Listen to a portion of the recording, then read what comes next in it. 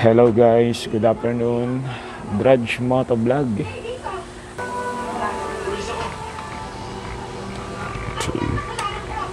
So, hello guys. Good afternoon po sa inyo. For today's video guys, ito ay saglit lang naman na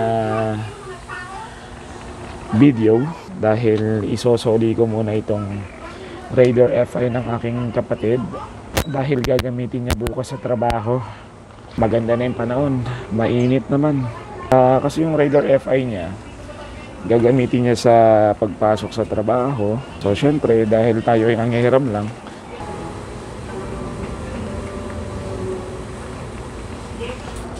dahil nangihiram lang tayo ng motor, isusoli muna natin yan sa may-ari. Then yung NMAX niya, hindi ko sure kung ipapark niya lang ba sa bahay namin doon sa Dasma o kung ipapahiram niya sa akin. Kasi nakwento ng utol ko na doon sa job site niya is merong naka Raider FI. So siguro baka nakwento niya yung motor niya, so niya rin ipakita. Kasi NMAX nga yung dala-dala niya sa trabaho niya, no? So time check 11:40. So magtatanghali na.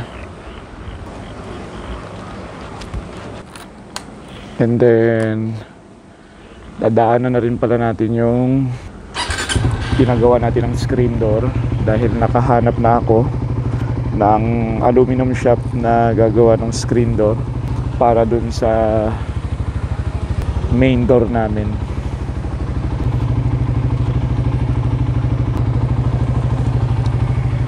So let's go guys. Lord guide us. Maraming salamat po sa araw na ito.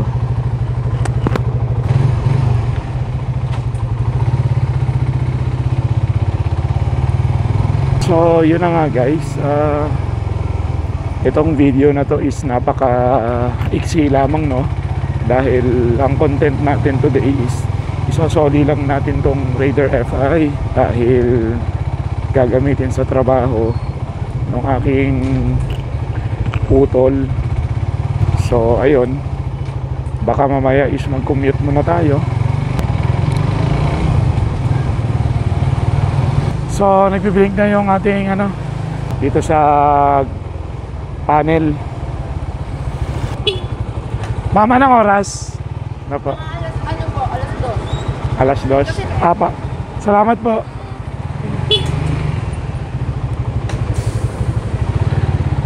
So ayun guys, yung minimum shop na gagawa ng screen door natin. Then kagabi nagkaroon ng transaction na nag-down kami ng 50% para dun sa pagpapagawa ng screen door. Mostly gano'n naman talaga ang patakaran lagi.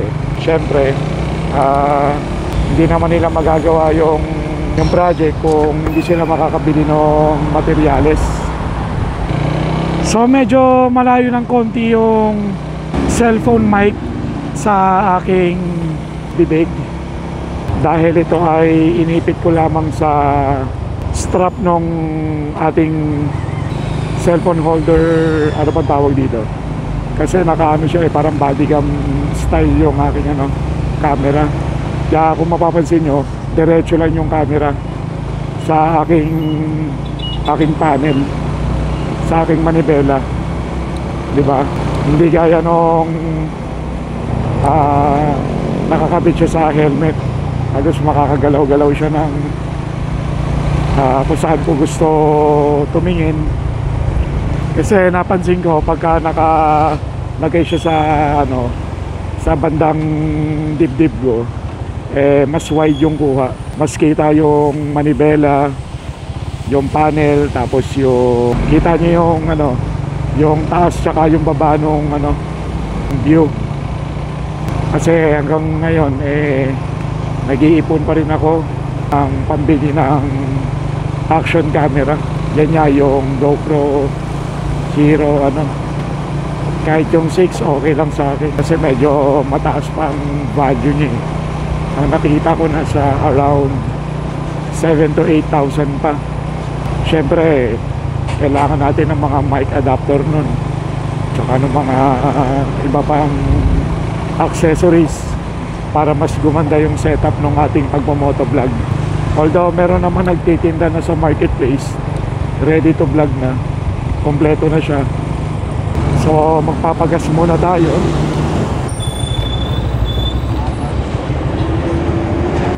Unleaded lang sir, 100. Wala. Pwede sa kabila.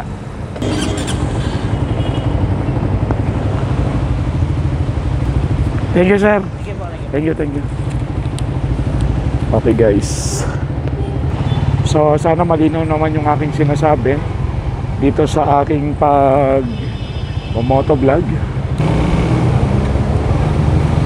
So nandito tayo ngayon sa SM Molino, Bacoor, Cavite.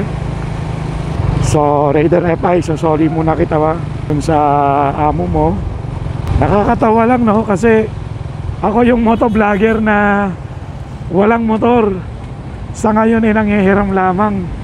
Ganito kasi yung naging mindset ko guys. Nag-iipon kasi ako ng kahit pang second hand lang para masabing akin na talaga. Tapos yung bala ko sanang kunin ng motor, yun talagang gusto ko na. So gaya nga ng nakwento ko sa ibang vlog ko o sa ibang video ko, gustong gusto ko talaga yung mga sports bike. Yung mga ano lang yung mga 150cc lang. Gaya ng Yamaha R15, GSX-R 150. Sa mga naked bike naman, ang mga napupusuan ko, yan yung mga KTM Duke 200, yung Yamaha MT-15. Yun nga dito sa aking pagmumotovlog is nag-enjoy naman ako kahit wala tayong sariling motor sa ngayon. Ang importante naman doon alam nyo yung nagiging kwento ng buhay ko, di ba? Yun nga, nangihiram nga lang ako ng motor. So maraming salamat guys sa inyong panonood o sa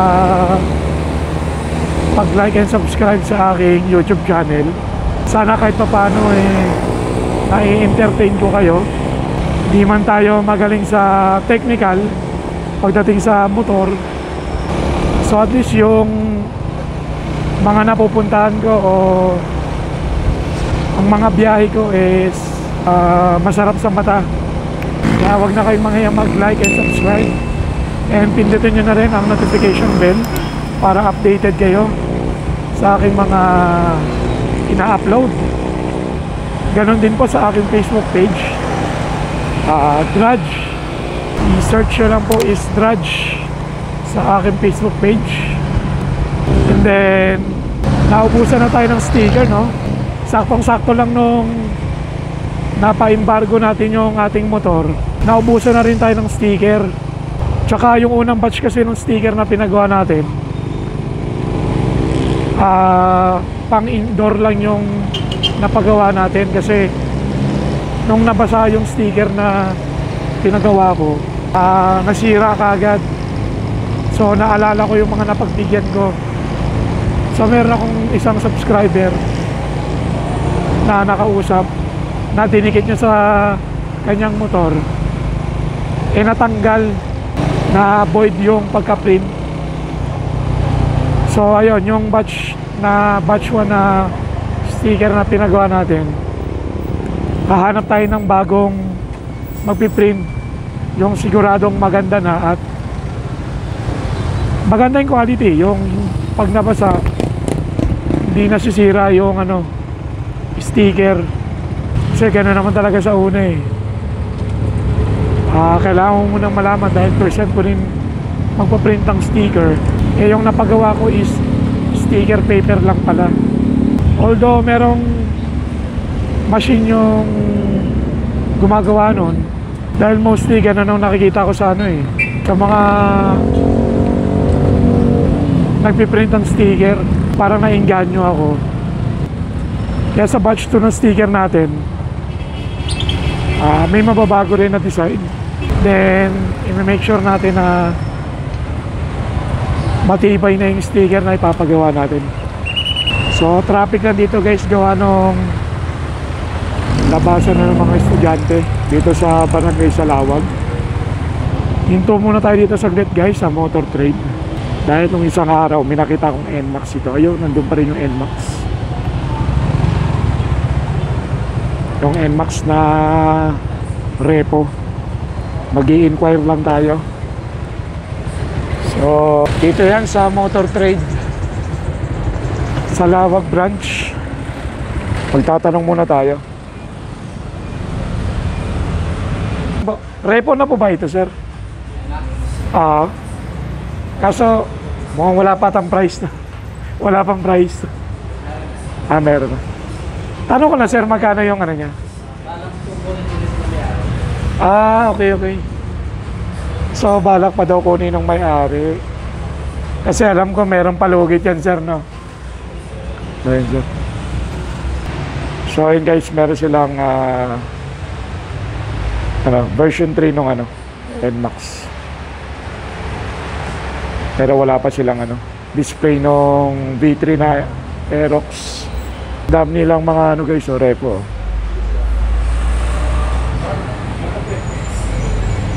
Halos karamihan puro Honda Click. May isang Raider. Hindi ko alam kung FI din ba to, carb. Ayan. So ito pala guys is kukunin pa ng may-ari. Kasi alam ko parang mga 15 days ata ang niyan pinakapalugit.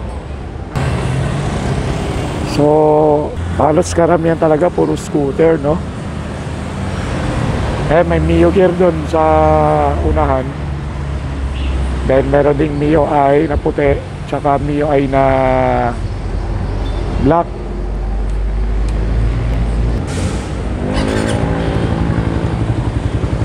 So yun lang guys, natanong lang natin kasi ilang araw ko na kasi nakita yun dyan na naka-display yung NMAX.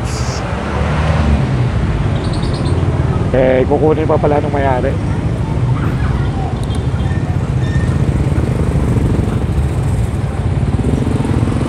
So yun guys, kung umabot kayo sa dulo ng aking video, paki-like and subscribe naman sa aking YouTube channel. Paki-click na rin yung notification bell para updated kayo sa aking mga in-upload sa YouTube channel ko. So muli guys, Drudge Motovlog, ang inyong lingkod. Mabuhay tayo. So thank you guys.